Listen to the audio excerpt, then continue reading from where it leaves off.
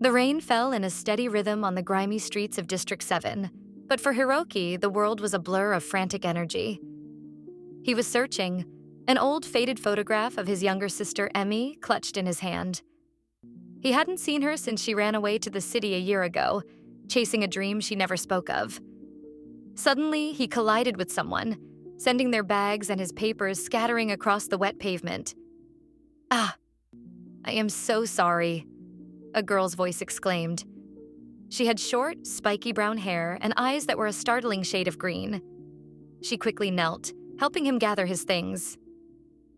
"It's my fault," Hiroki said, his gaze falling on the scattered contents of his bag.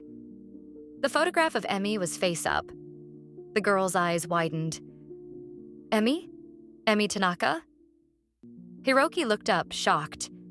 "You know her?" "We were roommates at the boarding house near the port," she explained, her expression softening. "My name is Aya." Hope, a feeling Hiroki had all but forgotten, flared in his chest. "Where is she now?" "Do you know?" Aya's face clouded over.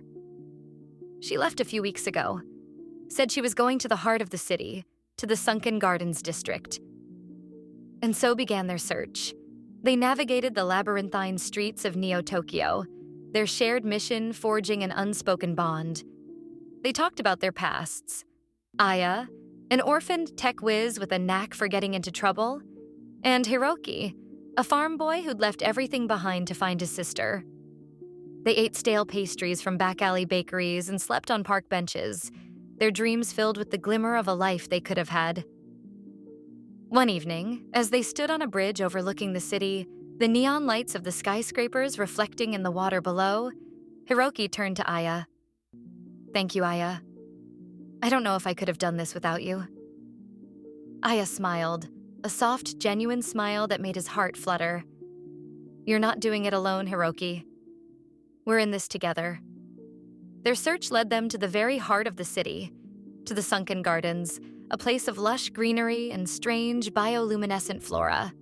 There, they found Emi, not as a lost girl, but as a confident artist, her dream of creating living, glowing sculptures now a reality.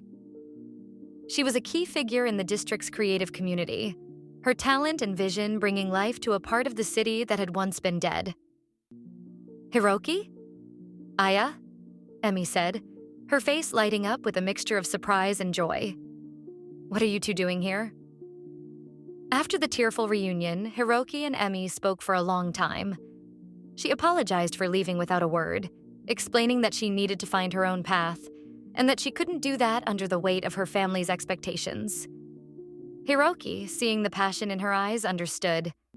He had found his own path too, walking beside Aya. As they said their goodbyes, Emi looked at them, a knowing smirk on her face. "You know, you two make a great team. You should probably stay that way." Aya and Hiroki walked back through the city, the sun rising on the horizon. The air was no longer a blur of frantic energy for Hiroki, but a quiet moment of peace. He looked at Aya, at the way the morning light caught the green in her eyes. "She's right," he said softly. "We are a good team." Aya reached for his hand, her fingers lacing with his. "The best."